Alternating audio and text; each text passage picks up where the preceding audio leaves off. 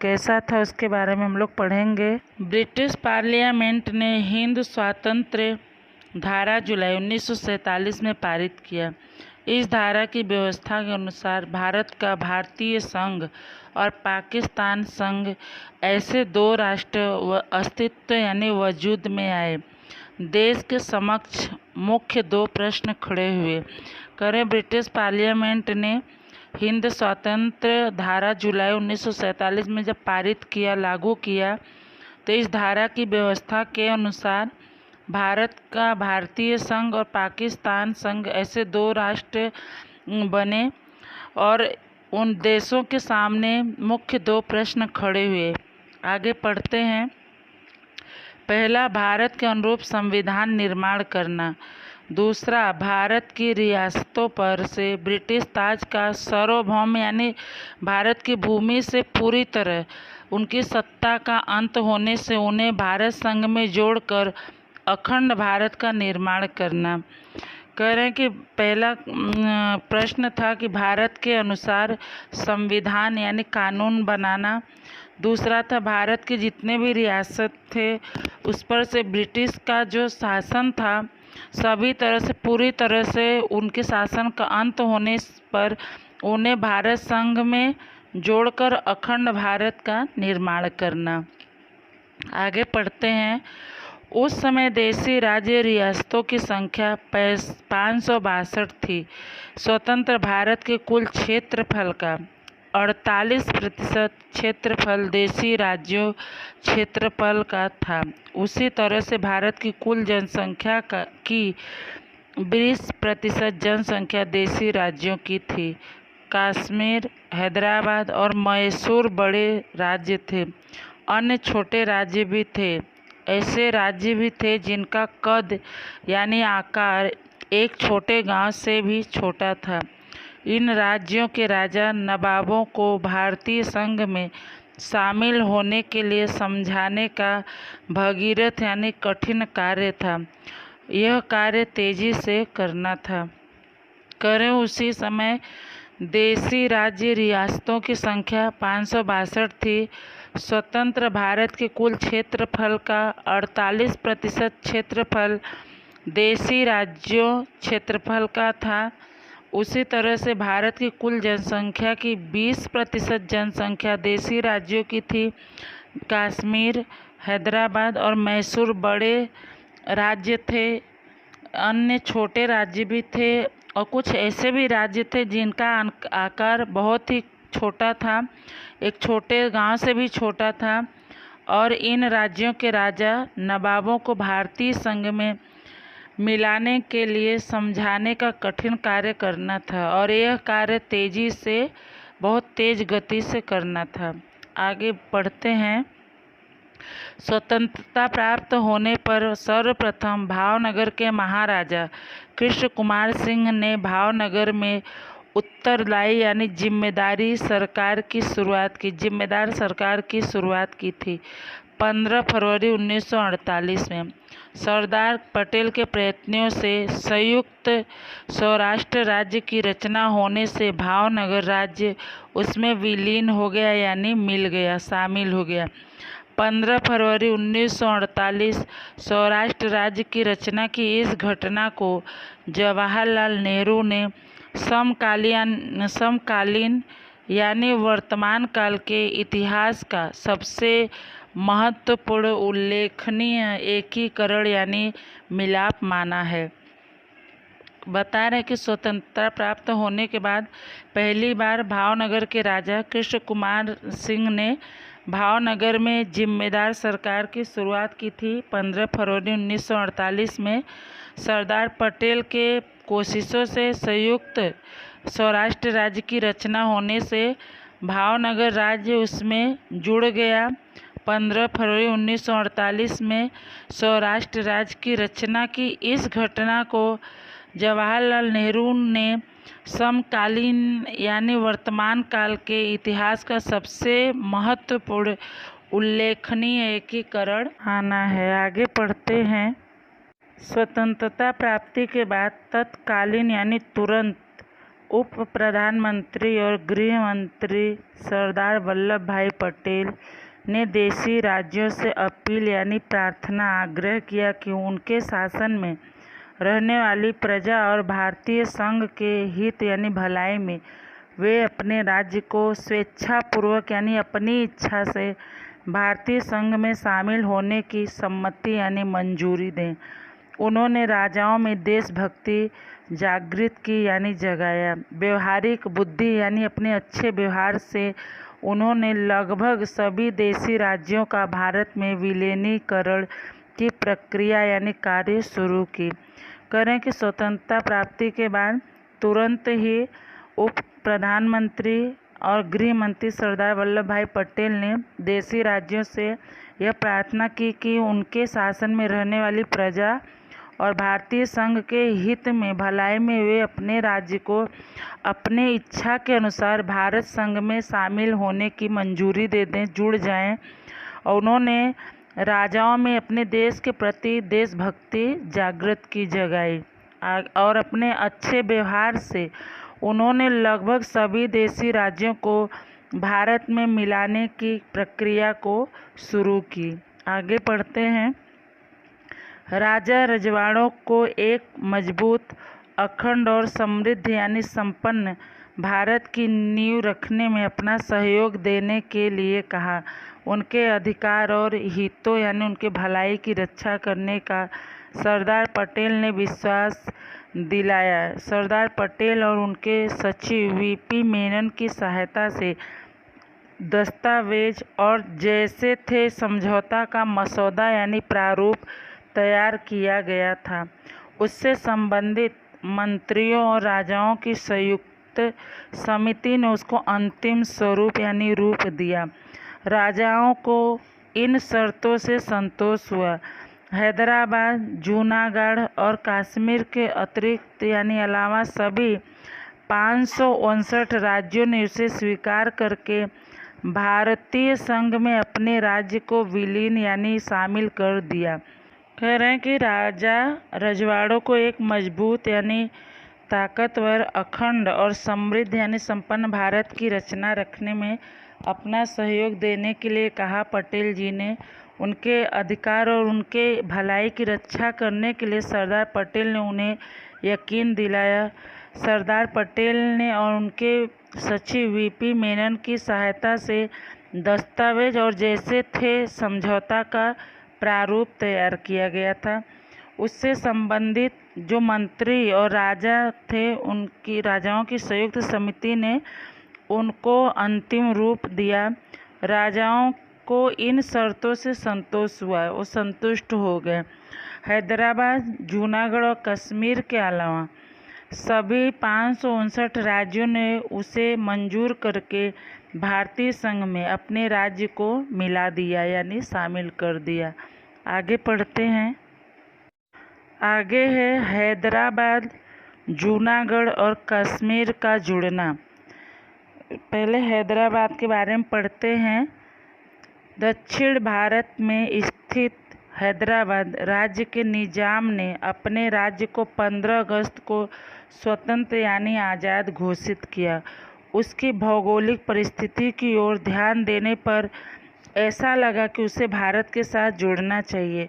वह चारों ओर से भारतीय संघ के प्रदेशों से घिरे होने के कारण वह एक स्वतंत्र राज्य के रूप में नहीं टिक सकेगा, इसका ध्यान दिलाया गया। परंतु निजाम ने स्पष्ट यानी साफ किया कि यदि देश का विभाजन होगा तो भौगोलिक कारण से पाकिस्तान में और वैचारिक कारण से भारत में नहीं शामिल हो सकेगा। इसके कारण वह स्वतंत्र रहना पसंद करेगा। निजाम को समझाने के लिए बातचीत शुरू की। निजाम की ओर से बातचीत करने वाले को सरदार पटेल ने स्पष्ट यानी साफ बताया कि हैदराबाद की जनता भारतीय संघ में मिले, इसी में सबका हित है। निजाम के अधिकारी और सेना ने प्रजा पर अत्याचार करना शुरू किया।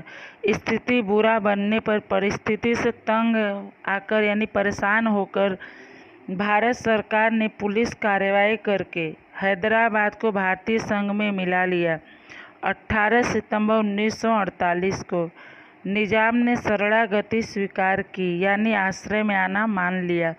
निजाम को उसके हितों की रक्षा का विश्वास यानी यकीन दिलाया गया। इसमें कन्हैयालाल मुंशी ने महत्वपूर्ण भूमिका यानी रोल निभाई। उसके बाद राज्यों की पुनः यानी फिर से रचना यानी निर्माण 1965 में होने से हैदराबाद राज्य को आंध्र प्रदेश में मिला लिया गया। कह रहे हैं कि दक्षिण भारत में स्थित हैदराबाद राज्य के निजाम ने अपने राज्य को 15 अगस्त को स्वतंत्र घोषित किया कि हमारा राज्य आज़ाद है, लेकिन उसकी भौगोलिक परिस्थिति की ओर ध्यान देने पर ऐसा लगा कि उसे भारत के साथ जुड़ना चाहिए, क्योंकि वह चारों ओर से भारतीय संघ के प्रदेशों से घिरा था। घिरे होने के कारण वह स्वतंत्र राज्य के रूप में नहीं टिक सकता था। इसका उसे ध्यान दिलाया गया, उसे बताया गया, लेकिन निजाम ने यह साफ कर दिया कि यदि देश का बंटवारा हुआ तो भौगोलिक कारण से पाकिस्तान में और वैचारिक कारण यानी कि विचार से संबंधित भारत में वो मिल नहीं सकता है, शामिल नहीं हो सकता है। इसके वजह से वह स्वतंत्र रहना पसंद करेगा। निजाम को समझाने के लिए बातचीत शुरू हो गया था। निजाम की ओर से बातचीत करने वाले को सरदार पटेल ने स्पष्ट बताया, साफ साफ बताया कि हैदराबाद की जनता अगर भारत में मिले तो इसी में सबका भलाई है। निजाम के अधिकारियों और सेना ने प्रजा पर अत्याचार करना शुरू कर दिया। जब स्थिति बहुत खराब बनने लगी तो इसी परिस्थिति से तंग आकर परेशान होकर भारत सरकार ने हैदराबाद पर पुलिस कार्रवाई करके हैदराबाद को भारतीय संघ में मिला लिया 18 सितंबर 1948 में। तब निजाम ने आश्रय में आना स्वीकार किया और निजाम को उसके भलाई की रक्षा का विश्वास दिलाया गया। उसमें कन्हैयालाल मुंशी ने बहुत ही अच्छा भूमिका निभाया था। उसके बाद राज्यों की जब फिर से रचना होने लगी 1965 में, तो हैदराबाद राज्य को आंध्र प्रदेश में मिला लिया गया। आगे पढ़ते हैं। जूनागढ़ सौराष्ट्र में शामिल है। उसके नवाब ने अपने राज्य को पाकिस्तान के साथ जोड़ने का पत्र लिख दिया। पाकिस्तान ने स्वीकृति यानी मंजूरी भी दे दी। मुंबई से जूनागढ़ के नागरिकों ने जूनागढ़ को भारतीय संघ में जोड़ने के लिए आरजी हुकूमत यानी प्रभुत्व प्रदर्शित किया, राजकीय व्यवस्था या शासन की स्थापना की। सौराष्ट्र के लगभग सभी राजाओं और लोगों ने नवाब का पाकिस्तान के साथ जुड़ने का विरोध यानी विद्रोह किया। नवाब के शासक ने जूनागढ़ राज्य की प्रजा को त्रास यानी कष्ट दिया। मांगरोल और माड़ावदर ने भारत में जुड़ने की इच्छा यानी अभिलाषा व्यक्त यानी प्रकट करने पर उनकी रक्षा के लिए आयोजित भारतीय सैन्य और नौसेना ने जूनागढ़ को चारों तरफ से घेर लिया। कह रहे हैं कि जूनागढ़ सौराष्ट्र में शामिल है, अभी मिला है। उसके नवाब ने अपने राज्य को पाकिस्तान से जोड़ने के लिए पत्र लिख दिया। पाकिस्तान ने उसे मंजूरी भी दे दी, लेकिन मुंबई से जूनागढ़ के नागरिकों ने जूनागढ़ को भारतीय संघ में जोड़ने के लिए आरजी हुकूमत यानी राजकीय व्यवस्था या शासन की स्थापना की। सौराष्ट्र के लगभग सभी राजाओं और लोगों ने नवाब का पाकिस्तान के साथ जुड़ने का विद्रोह किया। वो तैयार नहीं हुए। नवाब के शासक ने जूनागढ़ राज्य की प्रजा को कष्ट दिया। मांगरोल और माड़ावदर ने भारत में जुड़ने की इच्छा व्यक्त करने पर उनकी रक्षा के लिए आयोजित भारतीय सैनिक और नौसेना ने जूनागढ़ को चारों तरफ से घेर लिया। आगे पढ़ते हैं। जूनागढ़ का नवाब पाकिस्तान चला गया और भारत ने जूनागढ़ पर अधिकार कर लिया 9 नवंबर 1947 में। बाद में लोकमत यानी लोगों का विचार लिया गया, जिसमें प्रचंड यानी बहुत ही अधिक बहुमत से भारत में मिलने के पक्ष में मत मिला। इस तरह सरदार पटेल की बुद्धिमानी और जूनागढ़ के नागरिकों की प्रबल यानी भारी इच्छा शक्ति द्वारा जूनागढ़ का भारतीय संघ में विलय हो गया। कह रहे हैं कि जूनागढ़ का नवाब पाकिस्तान चला गया और भारत ने जूनागढ़ पर अपना अधिकार कर लिया 9 नवंबर 1947 में। बाद में लोगों का विचार लिया गया जिसमें बहुत से अधिक लोगों ने भारत में मिलने का अपना मत दिया। इस तरह सरदार पटेल की बुद्धिमानी और जूनागढ़ के नागरिकों की जो बहुत बड़ी इच्छा शक्ति थी उसके द्वारा जूनागढ़ का भारतीय संघ में विलय हो गया यानी शामिल कर लिया गया। आगे पढ़ते हैं। कश्मीर। कश्मीर के महाराजा हरि सिंह डोगरा ने भारत के साथ विलय पत्र पर हस्ताक्षर नहीं किया। इसी दौरान कश्मीर को अपने साथ शामिल करने के लिए पाकिस्तान ने कश्मीर पर आक्रमण यानी हमला किया। आक्रमण, अत्याचार, लूटपाट होने से राजा हरि सिंह ने भारत से सैनिक सहायता की मांग की, परंतु उसने विलय पत्र पर हस्ताक्षर नहीं किया था, इसलिए उसे हस्ताक्षर करने के लिए भारत की तरफ से कहा गया। हरि सिंह ने तत्काल यानी तुरंत विलय पत्र पर हस्ताक्षर कर दिए। भारतीय सेना ने तत्काल कश्मीर में जाकर उसकी रक्षा की, परंतु उस समय में कश्मीर के तिहाई यानी 3 भाग पर पाकिस्तान ने अपना अधिकार कर लिया था। भारत ने पाकिस्तान के विरुद्ध यानी खिलाफ संयुक्त राष्ट्र की सुरक्षा समिति में शिकायत की। सुरक्षा समिति ने युद्ध विराम यानी युद्ध को रोकने के लिए कहा। अभी आज भी जम्मू कश्मीर राज्य के तिहाई भाग के प्रदेश पर पाकिस्तान का नियंत्रण है, परंतु कश्मीर वैधानिक यानी विधान संबंधी रूप से भारत का भाग है। यह सच्चाई निर्विवाद यानी बिना किसी लड़ाई झगड़े के है और भारत पाकिस्तान के बीच के संबंधों में आज भी कश्मीर का सुलगता प्रश्न है।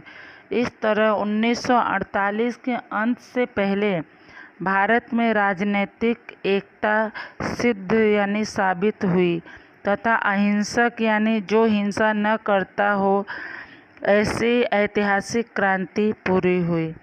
कह रहे हैं कि कश्मीर के महाराजा हरि सिंह डोगरा ने भारत में के साथ मिलने के लिए विलय पत्र पर हस्ताक्षर नहीं किया, अपना दस्तखत नहीं किया। इसी समय कश्मीर को अपने देश में शामिल करने के लिए पाकिस्तान ने कश्मीर पर हमला कर दिया। आक्रमण, अत्याचार, लूटपाट जब होने लगी कश्मीर में, तब इस कारण से राजा हरि सिंह ने भारत से सैनिक सहायता की मांग की, लेकिन उसने विलय पत्र पर हस्ताक्षर नहीं किया था, इसलिए उसे हस्ताक्षर करने के लिए भारत की तरफ से कहा गया। हरि सिंह ने तुरंत विलय पत्र पर साइन कर दिया, सिग्नेचर कर दिया।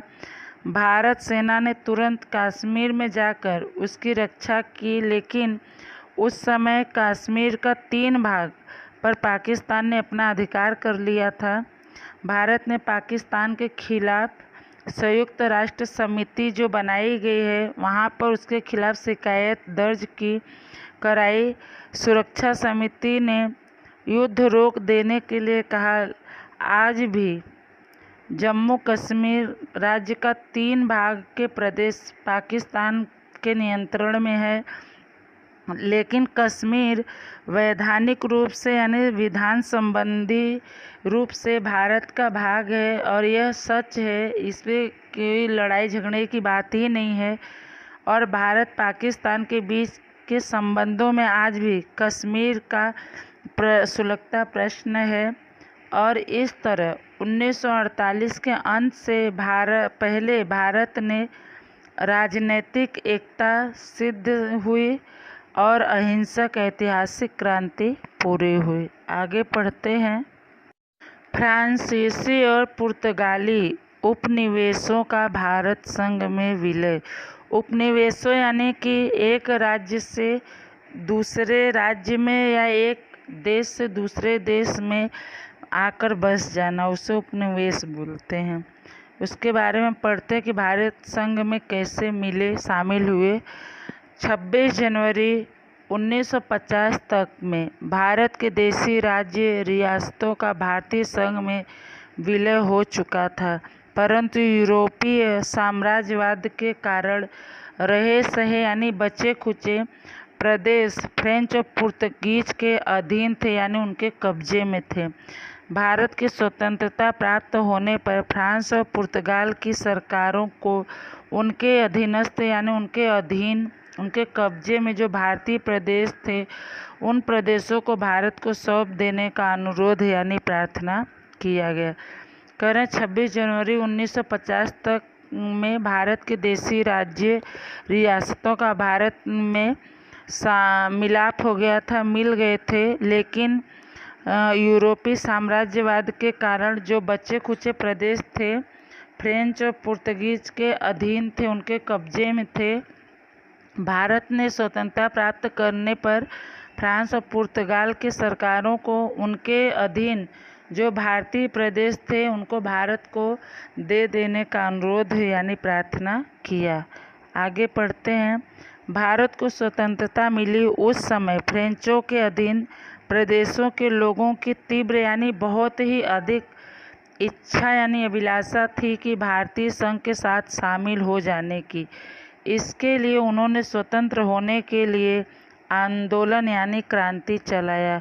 फ्रेंच पुर्तगीज सत्ताओं ने कुचल डालने का प्रयास किया। फ्रेंचों के इस व्यवहार को देखकर पांडिचेरी में लोगों ने विशाल यानी बहुत बड़ा सभा आयोजित करके फ्रेंच सरकार को भारत छोड़ो का ऐलान किया। 1948 में ईस्वी सन 1950 तक फ्रांस और भारत के बीच शांतिमय समाधान के लिए बातचीत चलती रही। भारत को स्वतंत्रता मिली उस समय फ्रेंच के अधीन प्रदेशों के लोगों की बहुत ही इच्छा थी कि भारतीय संघ के साथ शामिल हो जाने की। उसके लिए उन्होंने स्वतंत्र होने के लिए आंदोलन चलाया, क्रांति चलाई। फ्रेंच पुर्तगीज सत्ताओं ने उनको दबाने के लिए बहुत ही प्रयास किया। फ्रेंचों के इस व्यवहार को देखकर पांडिचेरी के नाम से है, वहाँ के लोगों ने बहुत ही बड़ा सभा आयोजित करके फ्रेंच सरकार को भारत छोड़ो का ऐलान किया, घोषणा कर दी 1948 में। और ईस्वी सन 1950 तक फ्रांस और भारत के बीच बहुत ही शांतिमय ढंग से हल निकालने के लिए बातचीत चलती रही। आगे पढ़ते हैं। एनाम में लोगों ने 1954 को मुक्ति सेना रचकर उसका संचालन अपने हाथ में ले लिया।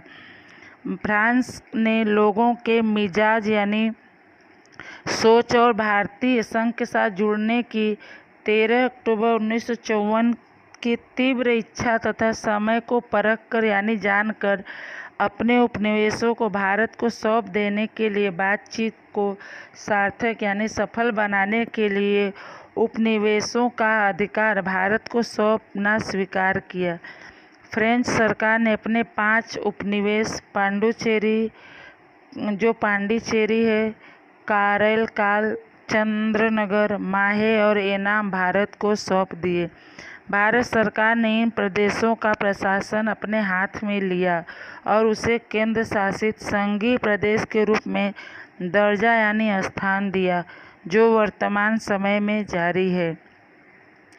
कि एनाम के लोगों ने 1954 को मुक्ति सेना रचकर उसका निर्माण करके संचालन अपने हाथ में ले लिया। फ्रांस ने लोगों के मिजाज और सोच और भारतीय संघ के साथ जुड़ने की 13 अक्टूबर 1954 की तीव्र इच्छा तथा समय को देखकर अपने उपनिवेशों को भारत को दे देने के लिए बातचीत को सफल बनाने के लिए उपनिवेशों का अधिकार जो था भारत को देना स्वीकार कर लिया।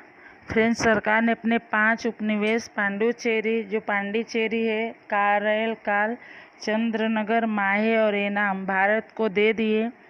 भारत सरकार ने इन प्रदेशों का शासन अपने हाथ में ले लिया और उसे केंद्र शासित संघीय प्रदेश के रूप में स्थान दिया, जो अभी के समय में जारी है। आगे पढ़ते हैं। भारत के राज्यों की पुनर्रचना यानी फिर से उसका निर्माण होने से पांडुचेरी, पांडिचेरी, कराईकल तमिलनाडु, माहे केरल, एनाम आंध्र प्रदेश और चंद्रनगर पश्चिम बंगाल में है। इन सभी प्रदेशों का प्रशासनिक केंद्र पुडुचेरी है। कह रहे हैं कि भारत के राज्यों की फिर से निर्माण होने से पुडुचेरी, पांडिचेरी, कराईकल तमिलनाडु, माहे केरल, एनाम आंध्र प्रदेश और चंद्रनगर पश्चिम बंगाल में है और इन सभी प्रदेशों का शासन केंद्र पुडुचेरी है। आगे पढ़ते हैं। उसके बाद है गोवा, दीव, दमन का विलय। 15 अगस्त 1947 से अनेक राजनीतिक दलों और सत्याग्रही समूहों ने गोवा, दीव और दमन में प्रवेश किया, जिसमें वहां की सरकार द्वारा अत्याचार किए जाने से गोवा मुक्ति आंदोलन में सत्याग्रही शहीद हुए यानी अपना बलिदान दिए। पुर्तगाली शासकों के अत्याचार बढ़ गए। इससे गोवा में परिस्थिति विस्फोटक यानी खतरनाक बनी। अंत में भारत सरकार ने जनरल चौधरी के नेतृत्व यानी संचालन में ऑपरेशन विजय शुरू किए जाने पर भारतीय सैन्य यानी सैनिक दलों ने गोवा, दीव और दमन में प्रवेश किया। 18 दिसंबर 1961 में पुर्तगाल की सैनिक टुकड़ी पीछे हटती गई। स्थानीय लोगों ने भारतीय सेना को सहयोग देकर स्वागत किया और गोवा के पुर्तगाली गवर्नर जनरल डी सिल्वा ने 19 दिसंबर की रात्रि को शरणागति यानी शरण में आना स्वीकार की। कह रहे हैं इसमें कि 15 अगस्त 1947 से अनेक राजनीतिक दलों और सत्याग्रही समूहों ने गोवा, दीव और दमन में प्रवेश किया। उसमें वहां की सरकार द्वारा अत्याचार किए जाने से गोवा मुक्ति आंदोलन यानी क्रांति में सत्याग्रही शहीद हुए। पुर्तगाली शासकों के अत्याचार बढ़ गए थे। इससे गोवा में स्थिति बहुत खराब बन गई और अंत में भारत सरकार ने जनरल चौधरी के नेतृत्व में संचालन में ऑपरेशन विजय शुरू किया और ऑपरेशन विजय शुरू किए जाने पर भारतीय सैनिक दलों ने गोवा, दीव और दमन में प्रवेश किया, दाखिल किया। 18 दिसंबर 1961 में पुर्तगाल की सैनिक उससे पीछे हटती चली गई। स्थानीय लोगों ने इसमें से भारतीय सेना का सहयोग दिया और स्वागत किया और गोवा के पुर्तगाली गवर्नर जनरल डी सिल्वा ने 19 दिसंबर की रात को आश्रय में आना स्वीकार किया। आगे पढ़ते हैं। इस तरह गोवा, दीव, दमन में से पुर्तगाली शासन का अंत हो गया और भारत का तिरंगा फहराया और भारत की धरती पर से पश्चिमी साम्राज्यवाद का अंत हुआ। भारत के संविधान में 12वें सुधार के अनुसार गोवा, दीव, दमन, दादरा नगर हवेली को भारतीय संघ में शामिल कर दिया गया।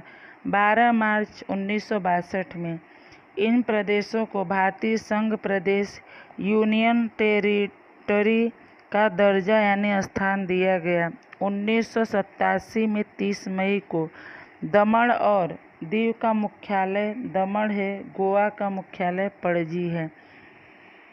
कह रहे हैं कि पुर्तगाल गवर्नर जनरल डी सिल्वा ने जब शरणागति स्वीकार की तो इस तरह गोवा, दीव, दमन में से पुर्तगालियों के शासन का समाप्ति हो गया और भारत का तिरंगा वहां लहराने लगा। भारत की धरती से पश्चिमी साम्राज्यवाद का अंत हो गया। भारत के संविधान में 12वें सुधार के अनुसार गोवा, दीव, दमन, दादरा नगर हवेली को भारतीय संघ में जोड़ दिया गया। 12 मार्च 1962 में इन प्रदेशों को भारतीय संघ प्रदेश यूनियन टेरिटरी का दर्जा यानी स्थान दिया गया। 1987 में 30 मई को दमन और दीव का मुख्यालय दमन है। गोवा का मुख्यालय पणजी है। आगे पढ़ते हैं। नए राज्यों की रचना। नए राज्यों का निर्माण कैसे हुआ, किस तरह, उसके बारे में हम लोग पढ़ेंगे। भारत स्वतंत्र हुआ, देशी राज्यों रियासतों के एकीकरण की जानकारी प्राप्त की। भारत ने संघीय व्यवस्था स्वीकार की, इसलिए संघ के घटक यानी अंग ऐसे राज्यों की रचना, पुनर्रचना यानी फिर से रचना करने की आवश्यकता उत्पन्न यानी पैदा हुई। पहले के ब्रिटिश प्रांतों यानी प्रदेशों और रियासतों का एकीकरण होने से बने राज्यों को 4 भागों में विभाजित यानी बांट दिया गया, जो निम्नलिखित हैं। करें, भारत जब स्वतंत्र हुआ, देशी राज्यों रियासतों का जब एकीकरण हो गया, उसके बारे में जानकारी मिली। भारत ने संघीय व्यवस्था स्वीकार की और इसलिए संघ के घटक यानी अंग ऐसे राज्यों की रचना, फिर से रचना करने की आवश्यकता पैदा हुई। पहले के जो ब्रिटिश प्रदेश और रियासत का एकीकरण हुआ, उसके होने से बने राज्यों को 4 भागों में विभाजित किया गया, जो निम्नलिखित हैं। पहला है अवर्ग के राज्यों में। अवर्ग के राज्यों में कौन कौन से राज्य थे? मुंबई, असम, आंध्र, पंजाब, उत्तर प्रदेश, बिहार, मद्रास, ओडिशा और पश्चिम बंगाल का समावेश होता था। दूसरा है ब वर्ग के राज्यों में कौन कौन सा आया था राज्य? जम्मू कश्मीर, हैदराबाद, मैसूर, मध्य भारत, राजस्थान, सौराष्ट्र, त्रावणकोर, कोचीन और पेशु, जो Patiala and east Punjab state union है। फिर क वर्ग के राज्य में अजमेर, भोपाल, कुर्ग, दिल्ली, बिलासपुर, कच्छ, हिमाचल प्रदेश, त्रिपुरा, मणिपुर और विंध्य प्रदेश, ऐसे कुल 10 राज्यों का समावेश होता था। ड वर्ग के राज्य के रूप में अंडमान और निकोबार द्वीप समूहों का समावेश किया गया था।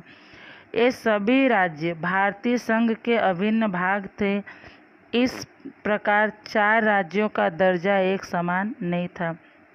पूरे भारत को 4 भागों में विभाजित किया गया था, अ, ब, क, ड, और सब में राज्यों को बांट दिया गया था और ये सभी राज्य भारत के अभिन्न अंग थे।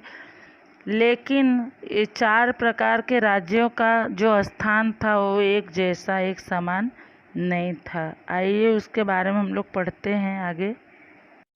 भारत के राज्य संविधान का अमल 1950 में हुआ।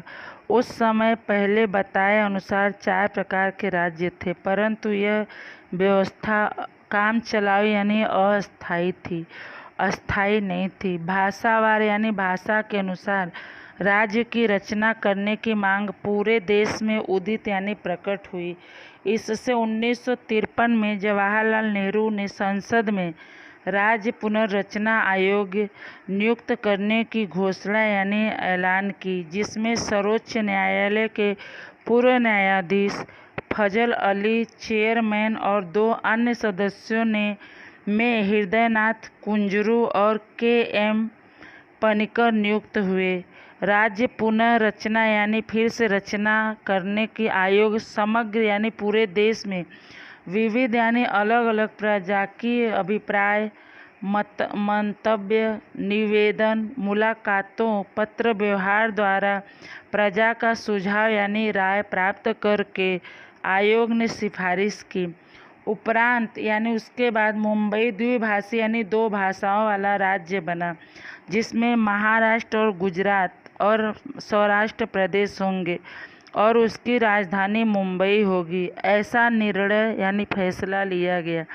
इन सभी सिफारिशों के साथ विधेयक यानी कानून लोकसभा तथा राज्यसभा में मंजूर होने पर उसकी राष्ट्रपति की स्वीकृति यानी मंजूरी लेकर 1956 में कानून बनाया गया। करें, भारत के राज्य संविधान का अमल यानी लागू हुआ 1950 में। भारत का जो संविधान बनाया गया था और उस समय पहले बताया गया था कि राज्य पूरे देश को 4 भागों में बांटा गया था, पर लेकिन यह व्यवस्था अस्थायी नहीं था, काम चलाऊ था। बाद में भाषा के अनुसार राज्य के निर्माण की मांग पूरे देश में पैदा हो गई। इससे 1953 में पंडित जवाहरलाल नेहरू ने संसद में राज्य की फिर से रचना करने वाले आयोग की नियुक्त करने का ऐलान किया, जिसमें सर्वोच्च न्यायालय के पूर्व यानी पहले के न्यायाधीश फजल अली चेयरमैन और 2 अन्य सदस्यों में हृदयनाथ कुंजरू और के.एम. पनिकर नियुक्त किए गए। राज्य की फिर से रचना आयोग पूरे भारत में विविध प्रजा की यानी अलग अलग प्रजा के विचार, उनकी सोच, उनका निवेदन, आग्रह, उनसे मुलाकात यानी मिलना, पत्रों के द्वारा प्रजा का राय प्राप्त करके आयोग ने सिफारिश की, उनको बताया।